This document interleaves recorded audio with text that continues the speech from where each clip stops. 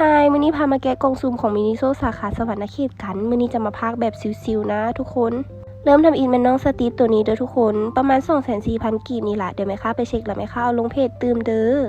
เป็นน้องสตีฟคาแรคเตอร์เดี่ยวแต่ว่าจะเปลี่ยนเป็นสีต่างๆนะจ๊ะทุกคนเวอร์ชันต่างๆนี้ตัวนี้มันน้องสตีฟตัวนี้มันเคยเข้ามาแล้วเลยเบิดไปตัวนี้1กล่อง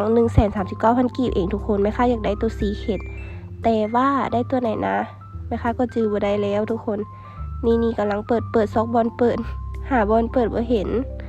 นะคะได้เป็นตัวนางปั้นหิมะตัวนี้เลยทุกคนมีฐานเพิ่นพร้อมตัวนี้ราคาดีแฮงทุกคน 139,000 กีบเองนะคะจะไปไวหน่อยนึงนะมันมีหลายตัวต่อมาเป็นวากูกูตัวนี้ทุกคนตัวนี้เป็น 239,000 กีบนะทุกคนมีอยู่18เวอร์ซันเลยตัวนี้จะเป็นเลข1ฮอดเลข18เด้อทุกคนตัวกล่องน้อยๆนี่มันแพงกว่ากล่องใหญ่เด้อทุกคนตัวกล่องใหญ่จะแม่น 232,000 กีบแม่ค้าอยากได้เป็นสีฟ้าบวกกับสีบัวนะทุกคนแต่ว่าตาดาได้สีนี้ก็งามทุกคนเป็นสีครีมแม่ค้ากับมักมีตัวเลขนำเด้อทุกคนแต่แม่ค้าลืมเอาออกจากบล็อกได้เลข2จ้า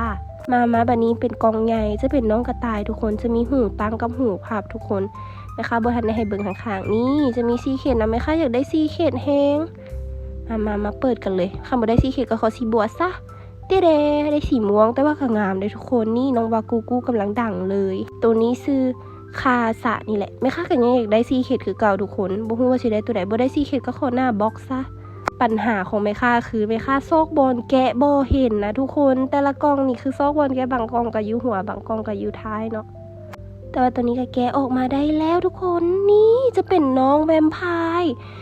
ถุงซิลเพิ่นเป็นแบบซิลแน่นหนาแฮงทุกคนแม่ค้าแกะบ่ออกเลยเมื่อกี้นี่หน้าหักแหงเป็นน้องแบบแวมไพร์หรือว่าน้องคิวปิดมีหางนำต่อมาเป็นเฮลโลคิตตี้ทุกคนหน้าหักที่สุดในโลกเลยตัวนี้นะตัวนี้แมน226,000 กี้แม่ค้าอยากได้ตัวหน้าบล็อกเพราะว่าแม่ค้าหมักแมวแล้วก็เฮลโลคิตตี้ว้าวแม่ค้าได้หน้าบล็อกอีหลีตัวนี้ห้อยกระเป๋าพอดีงามทุกคนเรียบหรูดูแพงมากลิขสิทธิ์แท้นะจ๊ะ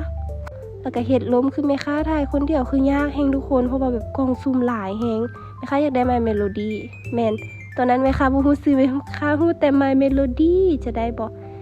มาตัวนี้เปิดง่ายแฮงแต่ว่าก็ยังมาซอกอันบอลเปิดมันคือเก่าบ่นี่เห็นแล้ว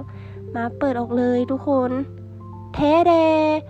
คือตัวอะไรแม่ค้าบ่จื้อซื่อแม่ค้าเฒ่าแล้วไม่จื้อซื่อแต่ว่าน่ารักนะทุกคนอันนี้